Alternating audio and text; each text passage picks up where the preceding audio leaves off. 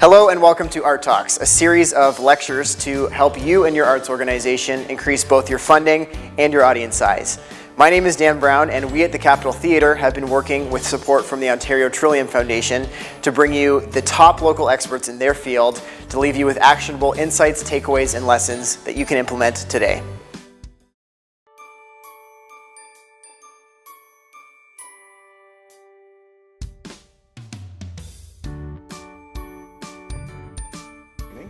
I'm Vincent Georgie. I am an assistant professor of marketing at the Debt School of Business at the University of Windsor, and I also run the MBA program there. I'm also the executive director of the Windsor International Film Festival. So I'm happy to have you here to talk a little bit about outside-the-box advertising and what that can look like for your organization, for any of your needs. My PhD is in marketing, so that's my area of expertise. It doesn't know I know a lot about it, but I probably know a few things about it that we can kick around together tonight. So giving a little bit of thought to the term advertising is being used a bit broadly because I think for a lot of the people that would be watching this and engaging in this, you're thinking about advertising, you're thinking about publicity, and you're also thinking about public relations. When people talk about free publicity, that actually doesn't exist. All publicity is free. That's what makes it publicity. If you're paying for it, that inherently makes it advertising. Okay, those are two different things.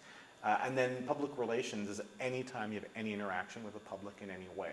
Often when people think of public relations, they think of it as a spin doctoring or crisis management, which part of it actually can be, but public relations can also be the experience someone is having at a cash register or a box office. Public relations can also be a phone call that you've got a team that handle complaints or questions, or even the voice on the other end of the line is a form of public relations. So just give a little bit of thought to that. Again, basic ground rules around advertising. It's something that you're going to pay for. If you've got some budget to play with, it's the quickest way to get some attention because you're able to just purchase. For publicity, if you want to get publicity, that's actually harder to do. You got to be more creative to do it. It actually costs nothing, but you've got to be more creative to actually publicize something. And then in terms of public relations, I think that's probably actually the toughest because you've got to have good people skills, a good way of engaging people, and a good way of engaging, whether it be your audience or the media, for example. Okay, so just give a little bit of thought to sort of that terminology. I'll sort of touch upon all of them in a general way, because for many organizations that are more cash-strapped, you need to really be thinking more about publicity and public relations than necessarily advertising. You've got to think of how all those sort of intermingle together, I would say. So give a little bit of thought to that.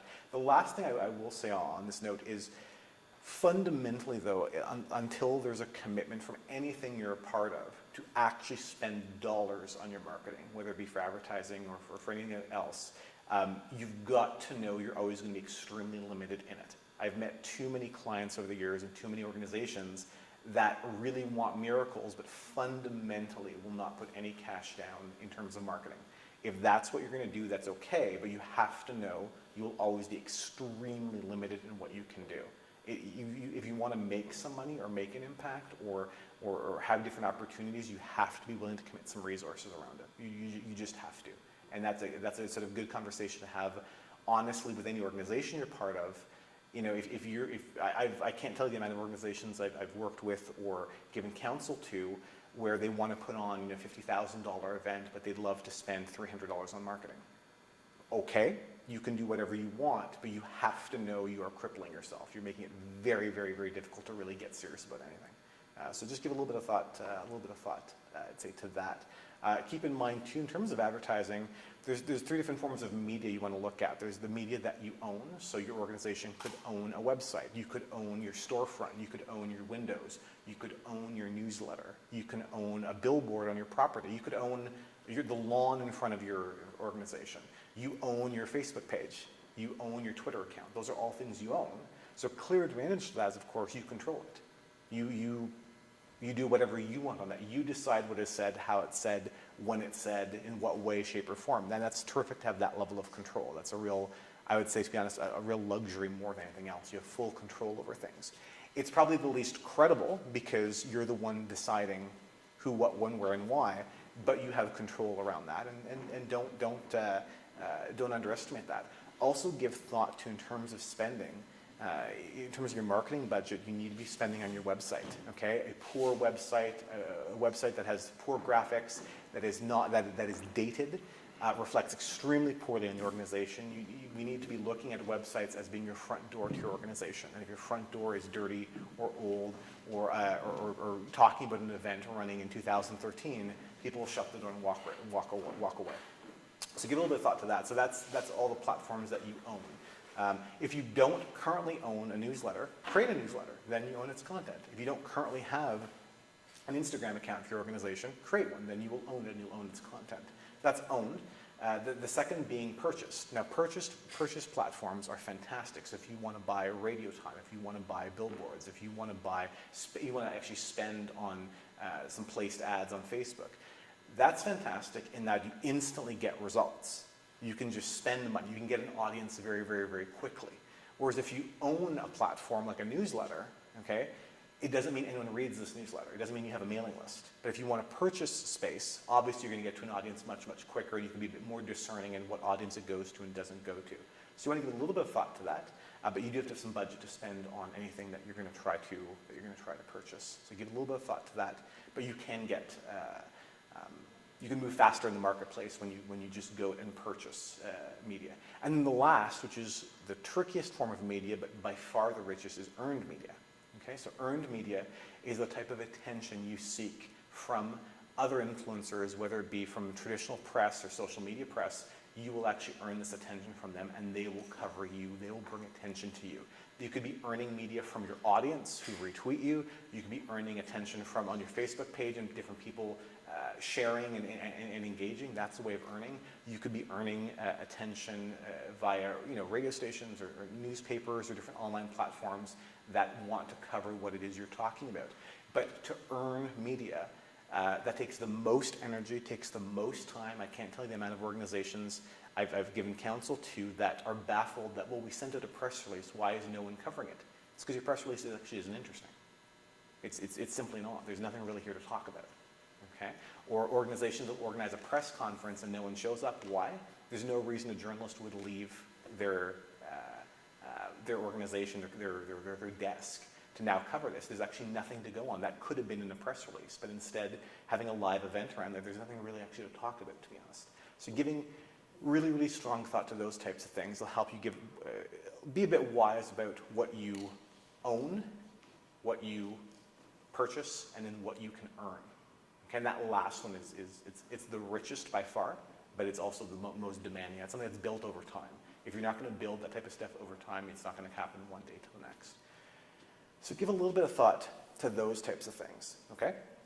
So in terms of outside the box advertising, so different pieces that really can stand out for you in the marketplace. Marketplace is a crowded place. A lot of people competing for attention, competing for dollars, and because of technological sophistication, we have more and more technology that can block out ads, block out communications we actually don't want, and that's actually can be really problematic for a lot of organizations. If anyone goes and checks their Twitter feed or their Facebook page, what have you, it's just constant stuff. And if you've got something really quite interesting that you want to communicate, it's actually hard to have that stand out and get any traction because people are just bombarded with information. And most of the information, quite frankly, actually isn't all that good. So you've got to work much, much harder to stand out from the muck that is around you. So give thought to that. One of the key pieces, just before I go too deep into this, is fundamentally always know what audience you're talking about. Don't do wild and crazy things and spray paint a wall fluorescent pink if that's really not going to do anything, or the audience that you want to see that doesn't look at that brick wall because they don't drive by that brick wall. Okay? Different platforms for different audiences. Same thing for social media. Don't be on every platform. Chances are you shouldn't be on every platform. What platforms actually make sense for you, and where does the audience you want to attract live? If your audience is not on Instagram, why are you on Instagram? There is actually no point. Okay? So give some thought to that, especially with social as it continues to evolve and everyone's bombarded with it. If there's 1,000 new platforms next year, are you going to be on 1,000 platforms and manage them? No, there's actually really no purpose to that. Okay, so give a little bit of thought to that. In terms of standing out, I want to take you through some different examples, some very complicated, some very, very simple, and some actually totally free for you to give a little bit of thought to. So I'm going to give an example of an opportunity that we have, and this is sort of a spoiler for the upcoming WIF in November. So I'll give you an example of, so we have a film that we've invited to the festival, we're very excited about. It's called Driving with Selby. Okay, so this is a documentary about the first woman taxi driver in India. Okay, so we're excited to have this film. It's a terrific, terrific film. And I will share this now, but we have a very special guest coming. Okay, so that very special guest, we could do all sorts of things. We could promote their appearance here, and we could, talk about also different channels. But those types of things take energy, and in some cases can cost quite a bit of money. So we're getting creative around what could we do that will make it engaging and interesting and actually appropriate for this person, but actually not spend a lot of money at all. So if this story is about someone that drives people around in cabs, we're going to rent a vet's cab for a couple of hours, pay someone $100, $150, and have our guest drive some other special guests around in a cab. Simple, nothing crazy, certainly not costly. That will be the best $150 or maybe $200 we'll spend in the whole festival. It's easy, but it really works, and it also stands out because it's rather ingenious. It fits, it's cute, there's good coverage there. We can give a little bit of extra thought to the types of people we'll have riding around in the cab. Is it other journalists? Is it sponsors? Is it people that would be very touched to meet this person? On and on and on. But again, all that is $150 to $200. That's really, really nothing at all. Okay, very, very, very inexpensive. Okay, so that's a way of getting creative with something. You're really creating something out of nothing. It's actually quite simple, but you can do something quite interesting. So give a little bit of thought to that. Another thing to think about is what is it that you can do if you have office space or you have a storefront or you have a window. What can you do in that space to draw attention and to make that interesting? So let's say you're opening up, you're revealing a new retail space, or you're opening up a box office for your organization. Okay, if you're obviously going to decorate that space and clean up that space and that whole bit, but what you could do, say for example, is cover the windows and daily have a piece or two of paper or that's covering the windows come down. And daily you start to see that there's a revelation of what is actually going to take place in that space. If you're in a space that has a lot of high traffic, a lot of walk through, it's intriguing that you start to realize, hey, something is actually happening in this space, and every day you walk by, you're learning more and more. Okay? Either it could be taking paper off a panel at a time, or it could simply be almost like lowering a curtain. Okay? And progressively people can see inside as to what is going to be there. That's something that actually really costs nothing at all, but it's a way of garnering attention, especially if you're fortunate enough to have a space that has high traffic, that has a lot of people walking by. It's a bit of a conversation starter. A good friend of mine opened a clothing store in Montreal under that council and just drew some fantastic attention because every day as people walked by, the curtain got lower, and you actually saw people looking like, what is going to go on here? Because they knew this was essentially an advertisement in motion. Every day it evolved, and that made it really quite interesting and really at no cost at all. So that's a way of doing something, that's rather fun. Another thing to give a little bit of thought to is different freebies or different things that are really rather inexpensive that you could have a little bit of fun with. So I'll give you an example. Obviously, everyone knows that sex sells and sex stands out. And if you're part of a brand or an organization that could probably be a bit friskier or more loose or just a bit more fun, okay? Can you tie something into, I don't know, condoms? Can you just give out condoms? And if it ties into what you're doing, better off. But if it doesn't, at least it instantly will grab attention. And you just, you literally wrap the condom with a piece of paper around it saying, come to my dance recital, or cupcake sale happening next Friday. I mean, completely unrelated, no question, but it certainly does stand out. It's fun, it's a little bit frisky. You have to make sure, again, that it makes sense for what you're talking about. You don't want to offend. But that is a way of creating really something out of nothing. And again, the costs, they're actually really quite minimal. There's a campaign that I advised on for an organization several years ago that really just wanted to get awareness out there. It was just about getting their message out. So, and it was a consumer packaged goods organization. I believe it was granola bars or nutrition bars of some sort. So what we did, this was in the Toronto market, was simply have people from our team taking part in an activation. So at the different GO train stations, as commuters are coming in, people are simply standing there handing out the product that we have to sample. Just as a thank you, you're on your way, there's no cost to it, but getting the product in people's hands, okay? So the cost that we spent on giving out tons and tons of these, granola bars of sorts and paying a couple of people to stand there and smile and just hand them out is really, really quite minimal to what something in mainstream press would actually cost. It's actually really inexpensive. On the flip side, let's say you're not selling granola bars, you're actually talking about an upcoming concert, or you're talking about an art exhibit, okay? Nothing wrong with still being there with those granola bars and having a coupon or flyer attached to it. It's still goodwill. It doesn't have to be about the granola bar. Okay, it can actually be about, here, have a granola bar, and by the way, we've got this fantastic band coming into town on Saturday. Okay, if you're running a Windsor campaign, think about hot spots where an audience that interests you might be living day in, day out. Are they downtown running around? Are they maybe on the university or the college campus? Are they hanging around Devonshire Mall? What can you give them to entice them, no holds barred, and just sort of say quite simply, here, have a piece of chocolate or granola bar, whatever it is, and let me tell you about this as well. Nice, quick, simple. It also builds quite a bit of goodwill. So that's, again, a very, very simple idea that if you want to invest in a case of chocolate bars or what have you, and you want to attach something to that, cool. I found out about a concert. I might go or I might not go, but I got a Kit Kat. Sounds good to me. Other option is taking a look at, just a place like a Dollarama or a dollar store is a real gold mine of options for you to play with and have a little bit of fun with. When I think back a few years ago to WIF, part of our brand experience was we showed a film called Pregoland about a woman that was faking pregnancy. So it was a comedy. It was actually, quite funny. What the brand experience team did was actually hand out pregnancy tests, sort of highlighting the film. Okay, bit of a joke, bit of tongue-in-cheek, no question at all. But again, it was something that actually matched the film.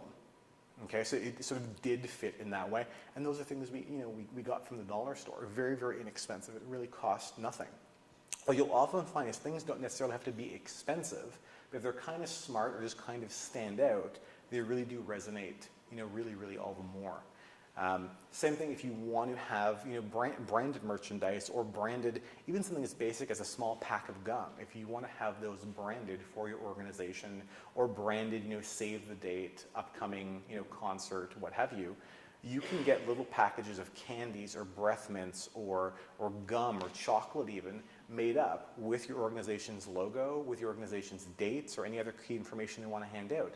And again, these types of things, you can actually get a case of little small packages of mints or chocolate or whatever you want to do done for a couple of $100s. It's really quite inexpensive, but you can actually, everyone's going to be happy to know here's a free packet of gum or free packet of jujubes or chocolate, for example. That will actually stand out. But when you look at it in terms of cost, it's actually very, very inexpensive to do. It really, really is. You just have to think a little bit outside the box as opposed to what normal channels will look like. But that's a great way of getting some attention, getting some goodwill, because everyone's happy to receive a treat of some sort. People love free things. There's no question around it. But give a little bit of thought to some of those techniques, so that could help you out as well.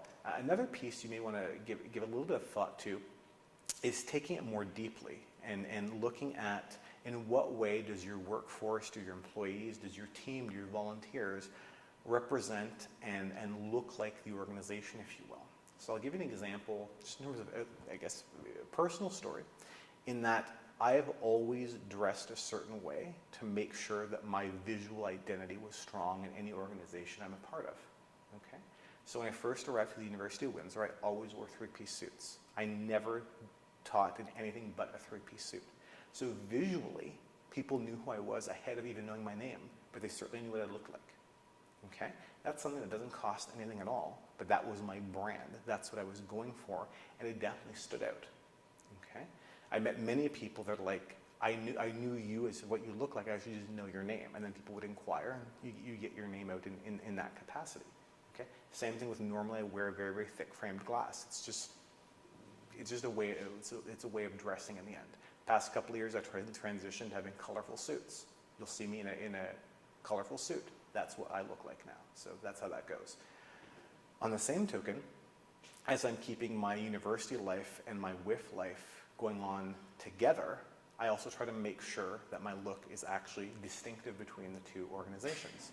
So for example, for anything WIF apart from opening night, I will never wear a tie. In any interview, any ad, anything, I'm never in a tie. Okay? Often enough, I'll wear a leather jacket. It's not something I'd ever wear at the university. But if I'm doing coverage or any photos that for the film festival, I'll have a leather jacket on. Just small cues that will just give a sense of representing the organization you're part of and also standing out visually in that way. And being a spokesperson, obviously, for the film festival, and being a spokesperson and doing a lot of coverage and a lot of sort of public relations for the university, it's also important that I look visually distinctive and people know sort of what I look like in that way. And that's a way to get yourself known. And it's very simple. It's essentially your own clothing choices. So that could be something, we pare it down really simply to your organization. If you've got some really fun volunteers and everyone decides, yeah, everyone part of this organization is wearing orange ball caps, fantastic. Then your organization, everyone wears orange ball caps. That is going to stand out when people are running around saying, why are there 35 people running around downtown Windsor with orange ball caps on? It leads to inquiry. Okay, so you may want to give a little bit of thought to things that are as basic as that. Okay, so that's those are a couple of options there. But you always want to be thinking about how to stand out and how to do things a little bit differently, if you will. A couple of other options in terms of stepping outside the box, but doing things certainly on a budget, is making sure any event or anything that you're partaking in has a level of exterior presence to it. Okay, so let's say during WIF, people are driving by the Capitol Theatre or people driving around downtown, which is fantastic. We want to make sure people aren't just asking, oh, there's a lot of people, what is this? But you want to make sure there is some visual representation and some brand recognition to what you're trying to do. This could be done via signs, this could be done via flags, this could be simply done with your volunteers wearing t-shirts. But at least at a distance, people can look and acknowledge what actual event or what organization is out there. It's a very, very important thing to do. And those things don't necessarily have to be costly. But even if you do spend a little bit of money, let's say you're getting flags made, or let's say you're getting t-shirts made, or some tent signs, many of those goods can be reused year after year after year. Okay, so then you can depreciate the cost. Okay, so give a little bit of thought to that type of investment.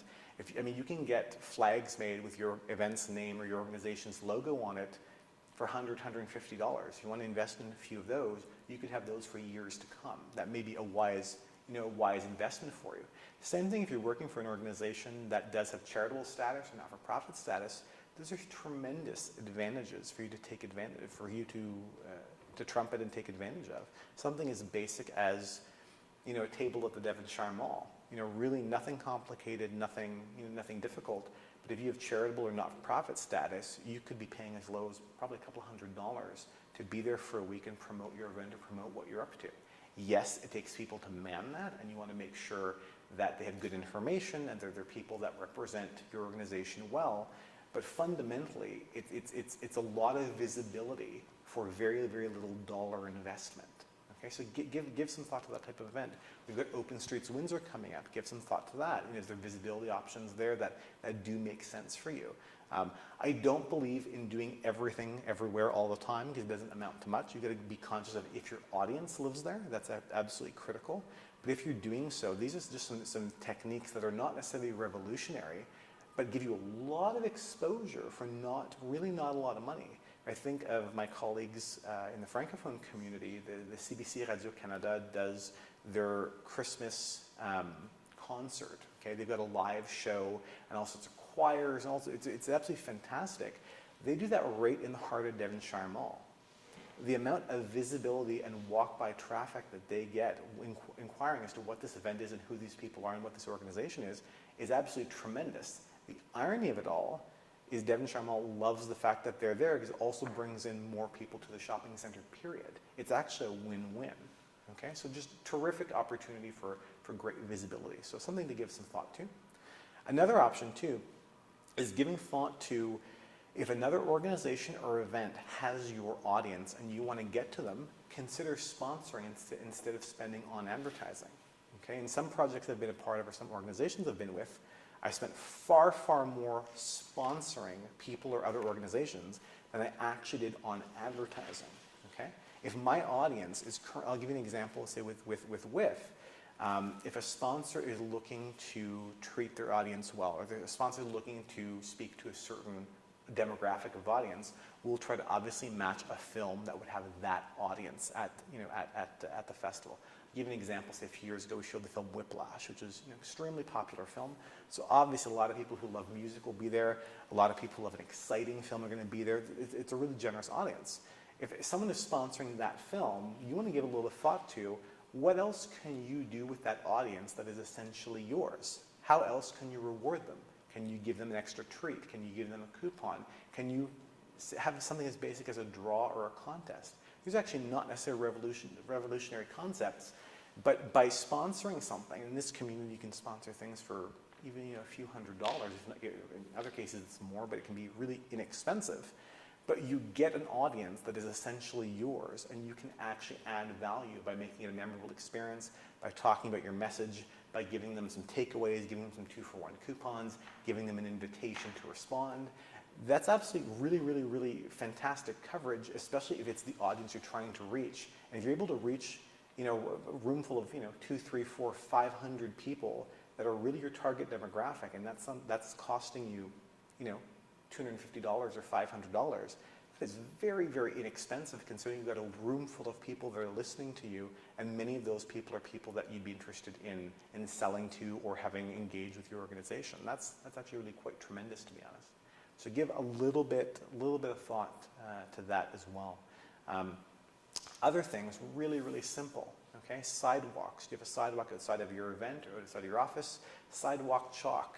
Paint on your windows, changing up your display inside your offices, anything that seeps out to the public, anything that can be exciting or shocking or just simply different for people really stands out. Okay, if you do have an office space and you've got a window, open the window and let music pour out. Let people hear music. Let people get excited by that. Okay, all these types of things are actually really quite simple, to be honest. That costs absolutely nothing, but draw people in and have people sort of take note of something different and exciting going on. There's many other ways of doing things. You can do an installation, for example. You could build something and have it stand outside on a sidewalk or at your event, for example. Have something that is on brand and consistent and talk about your organization. You could build a sculpture if you want. You could build something that is actually a permanent gift long after your event or organization is gone. Even something as basic as during the film festival, we will do some different brand experience ideas where a few years ago we did a documentary called From Nothing Something. So it was about creativity and the creative process. All we simply did is invited all of our patrons to take a piece of Lego and put it on a Lego board, and as people kept adding a piece of Lego, it actually created a statue. It was actually really quite fantastic. The costs were nothing. We didn't have to buy the Lego. One of our volunteers was kind enough to bring in their own Lego. But you created a value, you created a memory, and people had a better experience for something that is incredibly simplistic, if you're part of an organization that wants to draw attention to itself or show unity or improve your reputation, for example, what about volunteering at another community event where you think your audience might exist and coming in t-shirts and ball caps branded as your organization? So just show unity around, you believe in this event, you believe in this tournament or what have you. And by having that sort of coordinated visual look to your organization, it sort of reminds people you're doing good in the community. And oh yes, I am familiar with that organization, or I'm familiar with what that group does. Again, these are all very simple, again, really inexpensive ways of stretching that budget and making sure you ultimately stand out. I think that's really a key piece. Lastly, in terms of social media, everyone's got to be on it to some extent. Be careful of your platforms. Make sure the platform makes sense. Make sure any photos that you're using, okay, make sure the photos are photos taken by non-professionals. Make sure they're taken about something that is actually happening. Make sure there is that sense of authenticity. If your Facebook is too polished or too outsourced, if you will, it actually disengages people. Okay, it makes people want to actually stop being a part of it. Take advantage, obviously Twitter, we know you want rich tweets and that whole bit, but take advantage of what medium you're playing in. For us with WIF and film, we're a visual medium. We would be silly not to take advantage of that using movie trailers. Even when we have our WIF trailer cut for us, all of the clips that we're using from the films exist already. They're public domain. There's no cost to that in any capacity. The only cost we have is we offer an honorarium to a very talented filmmaker in our community who actually assembles these. But all of the content is all professional quality. It's all professional marketing. But it exists already and it is for free. So take it, you'd be amazed at what you can do with someone that knows how to cut film or cut music. Absolutely tremendous value.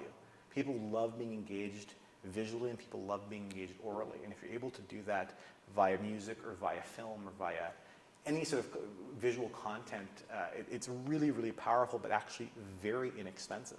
I cannot tell you the amount of times people tell us they love the whiff trailer and they love the music for it and all that, and the costs to it could not be less expensive. It's completely negligible. I think the music rights, to be honest, I think cost us $30, and the rest is time and talent. Even something as basic, I think another option in terms of outside the box marketing, something that lasts year round, in case you're concerned about year round visibility or staying top of mind, is for example having coasters made. Okay, all bars and restaurants use coasters to some extent. Okay, you can have a coaster made simply with your logo on it, or simply when your new season is kicking off, or simply the question mark on your website to let someone discover, what is this? Just out of curiosity alone, there's a website on this coaster. Handing those out to bars and restaurants that would be willing, it's at no cost to them. You'd be surprised how many would actually probably take you up on that offer. Okay, and again, having a couple of thousand coasters made and getting a basic logo or website thrown onto that, to be honest, very, very inexpensive. But the value there is the lifehood of that coaster. That's something that could be kicking around for days, months, years. So you want to be sensitive to, if your event is very dated, you don't want those coasters kicking around after because it's sort of anticlimactic. But if it's really about year-round visibility, having a presence, it's a very, very inexpensive way to stay visual and stay in people's mind year-round. Very, very, very inexpensive. So give some thought to that. But overall, the overall guiding principles around outside-the-box marketing is being smart about what you're doing. There's limited resources, limited time resources, money resources. Be smart about what you're doing. And often enough, the things that are the least expensive and just the sort of the funnest or sort of the more curious tend to actually work out quite a bit better. But it's overall being smarter about what you're doing and standing out as opposed to just doing a lot of stuff. So give a little bit of thought to that. Okay, thanks for watching, everybody. I'm here with Vincent and Georgie. He just wrapped up a talk on out-of-the-box marketing. We're here on Facebook Live. There's a phone behind this music stand which explains that. And we can just open up the floors to questions. Does anyone have a question they want to ask about or any follow-ups about that? And can you come up to the mic here? Sure. Yeah.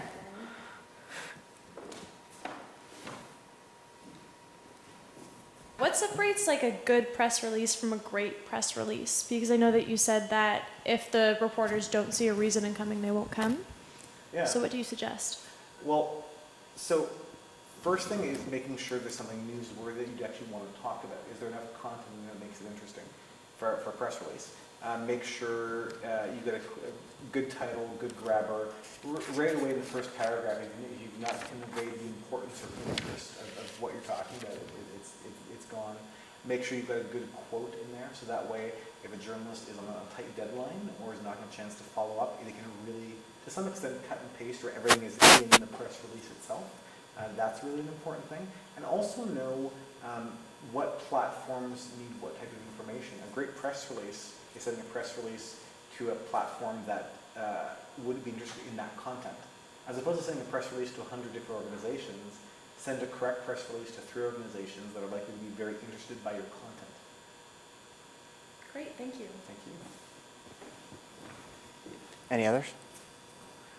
I don't know if this is a bad question, but I couldn't help thinking it. When you're giving all these examples, you must have really seen some flops or failures with these kind of out-of-the-box things. I imagine you're taking a bit of a risk. Yes. And could you give an example without giving away or putting down some kind of something that people, you put yourself out there, try something different, whether that was hitting the wrong audience or trying to say one message but it was interpreted the other way? Yes, definitely some examples of things getting complicated and costumes and all this type of stuff, and people just not knowing what is going on. So it's a lot of attention, but you just don't even care to find out because it's confusing. Yeah. That I could definitely see.